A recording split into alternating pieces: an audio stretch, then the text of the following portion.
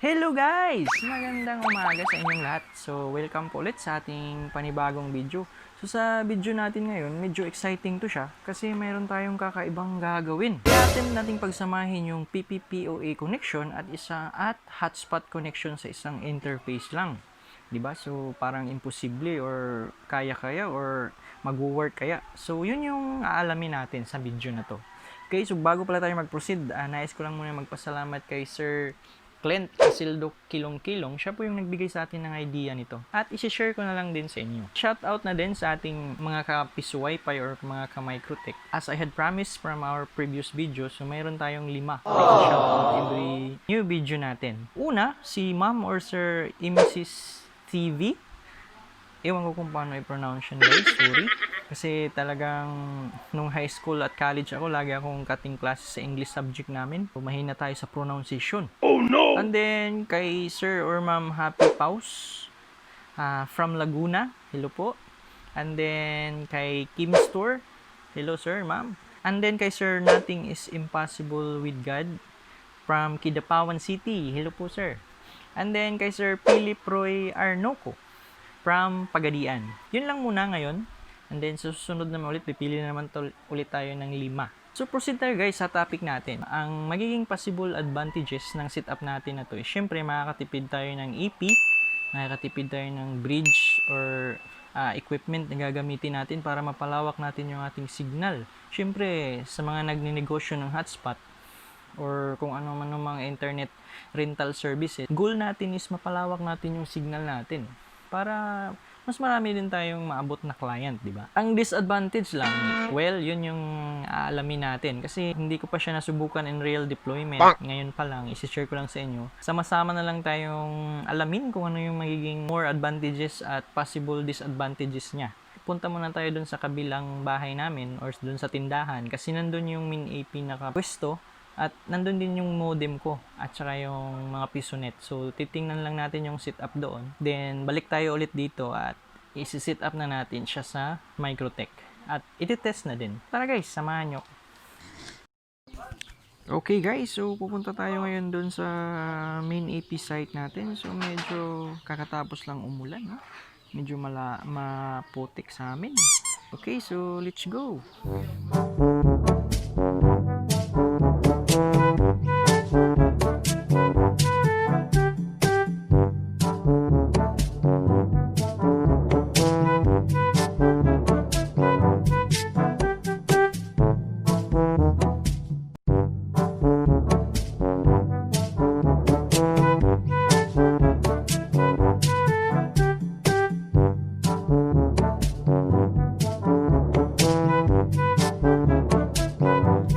Malapit na tayo guys. Siguro nakikita nyo na yung antena. Ayun, oh. Yan yung E314N antena natin.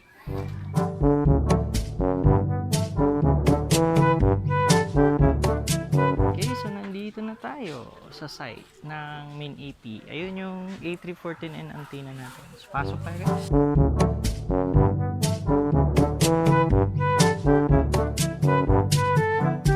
Okay, so nandito tayo sa ating network. Ito yung ating block modem. Ito yung Microtech, lumang Microtech natin. Oh. Yan lang siya. Then ito naman yung ating POA adapter para sa ating min AP. So ganyan lang yung connection natin guys. Baka next week ilipat ko na to dun sa bahay. Inaantay ko lang matapos yung aking P2P na connection. May inaantay lang kaming device. Tagal dumating. So ganyan yung setup sa base. Hotspot lang at LAN. Ito para to sa mga PisoNet. Yan lang yung current setup niya ngayon. So sa EP na yan guys, which is E314N, dyan natin padadaluyin yung hotspot at saka yung PPPoA. Tapos doon sa bahay, mayroon ako doong EW71 compass pa rin, which is naka bridge mode. I-try natin kung mabibridge ba natin yung dalawa din, yung hotspot at saka PPOA at the same time sa isang interface. Balik na naman tayo ngayon ulit sa bahay at ita-try naman natin. So ayan mga kapiso, tingnan nyo naman yung pinanggalingan ng aking min AP nandun. Hindi natin makita kasi wala ng line of sight. Oh no! Tapos, andito yung kanyang bridge. Ayan. Titingnan natin sa layo na yan from min AP. So, ito try natin i-broadcast yung PPOA at the same time hotspot. And then, i-bridge naman dito. Sana, gagana, PPPoA at the same time hotspot din.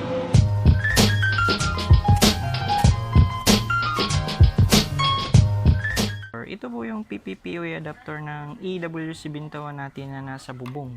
Siya bali yung ating bridge na sasalo ng signal galing dun sa min AP. Okay?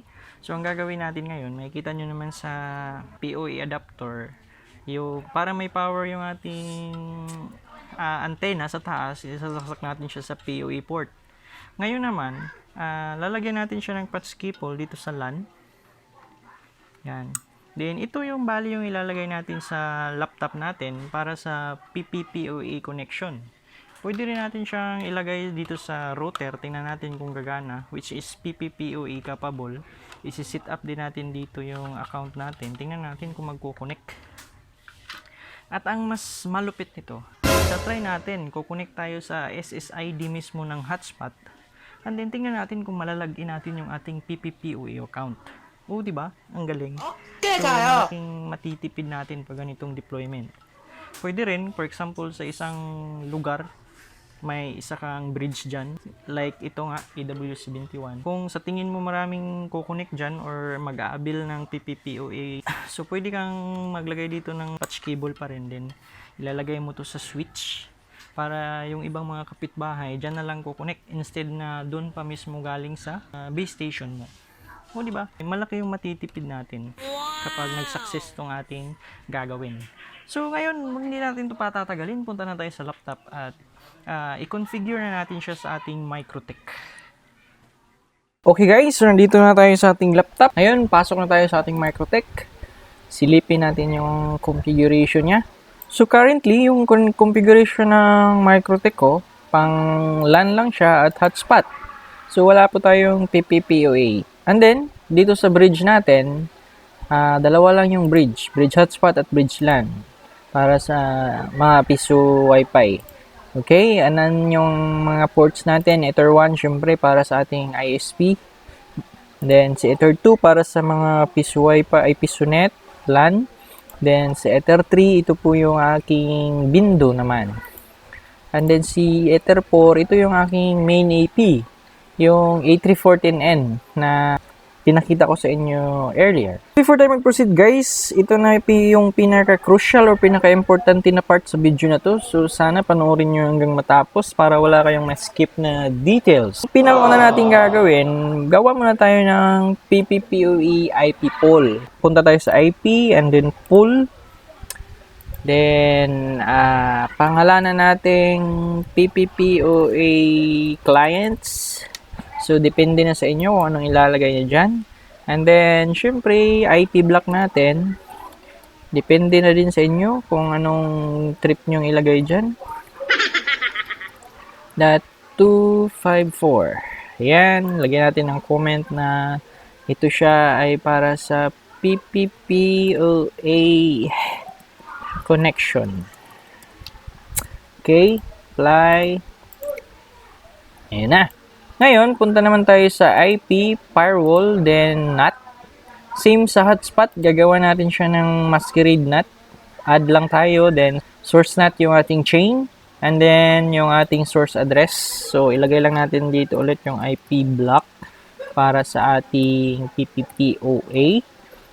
Okay, and then sa action, masquerade. Apply, okay. Lagyan natin ng comment. Madali natin siyang ma-identify later on. Okay. Yan. Ngayon, punta naman tayo sa queues. Gagawa tayo dito ng parent queue para sa ating PPPoA network. Depende na sa inyo kung anong ipapangalan nyo dito. Sa akin kasi ganyan lagi yung ginagawa ko. And then dito sa target, pwede mong i-select kung anong interface yung PPPoA mo. Mas effective para sa akin yung IP block ang diretso kong ilalagay dyan. /24, ganyan. And then, yung max limit, assuming na Ang allocation ko para sa PPPoE network ko is 5M lang muna as of now. So wala na tayong ibang gagalawin dyan. Apply and then okay. So ayan, meron na tayong PPPoE dyan. Ngayon punta na tayo sa PPP. Then gagawa na tayo dito ng PPPoE servers. So add lang tayo guys. Then pangalanan nating PPPoE server. Meron tayong step-by-step tutorial pala kung paano gumawa ng PPPoE. Nandito yung video link niya sa taas. I-check nyo na lang. Dito sa interface, dito yung trick mangyayari. Since gusto natin na yung ating PPPoE, gagamitin din niya yung ating main AP which is yung A314N. Ang problema, si A314N natin is bilong sa hotspot or bilong siya sa bridge hotspot. So hindi natin siya pwedeng i-select. Diba?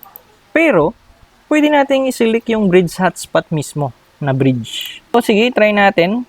Kumbaga, si PPPoE at si hotspot is same sila ng interface, which is yung bridge hotspot. Then, under bridge hotspot, nandun nakalagay si Ether4, which is yun yung ating main AP. So, dito, select natin bridge hotspot. And then, syempre, naka-check dapat yung 1 session per host. And then dito, try mong i-uncheck tong tatlo. Tira mo lang yung sipap. Then apply. Yan, di ba? Nag-save siya ng walang ka-problema. So ngayon makikita mo kung pupunta tayo sa hotspot. Yan, and then dito sa server. So tingnan mo ang dalawa, pareha sila ng interface. Si hotspot server natin, yung interface niya is bridge hotspot. Si PPPoE natin is interface niya, bridge hotspot din. So, check natin kung gagana ba itong pinagagawa natin. Oh, no! Okay, balik tayo dito sa ating PPP.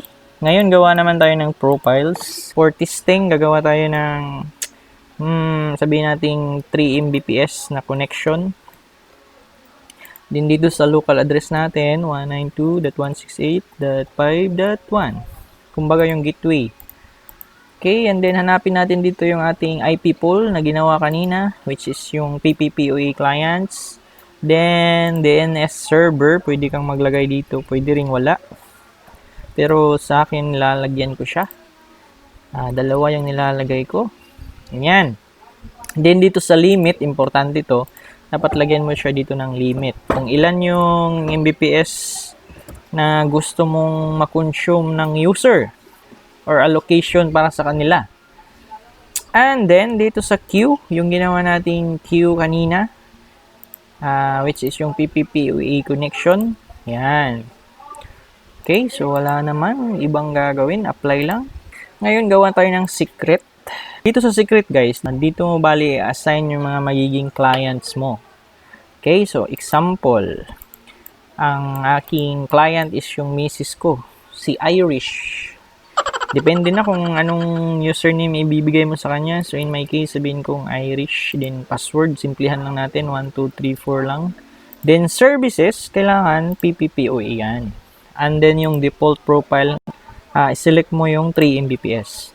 Kung marami kang offering na bandwidth, so, pwede kang gumawa dito sa profile ng iba din. Bukod sa 3 Mbps, for example, nag-offer ka ng 5, 10, or higher. So, gawan mo sila ng tig-iisang profile. Para dito, kung sino mang customer yung mag-aabil, sisili ka na lang kung ilang bandwidth allocation yung ibibigay mo or i-aabil nila sa'yo. So, in this case, ganyan lang muna, 3 Mbps. So, wala naman ang ibang gagawin. Pwede mong lagyan ng comment, Roselius Residence. Okay. So, apply. Yan. Okay, ano pa ba kulang? So, mayroon na tayong profile, mayroon na tayong secret, mayroon na tayong PPPoE server.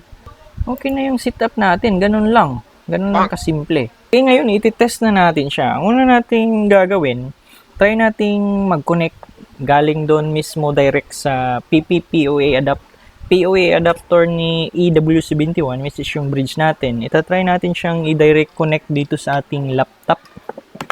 Okay? As you can see, connected ako sa hotspot. So, mag-disconnect muna tayo, guys. Yan, so mag-disconnect tayo ngayon sa Winbox natin at wala tayong internet. Yun nga, nandito yung ating PPPoE connection, ay PPPoE adapter, and then dito yung cable. Then, ilalagay natin siya dito sa ating laptop.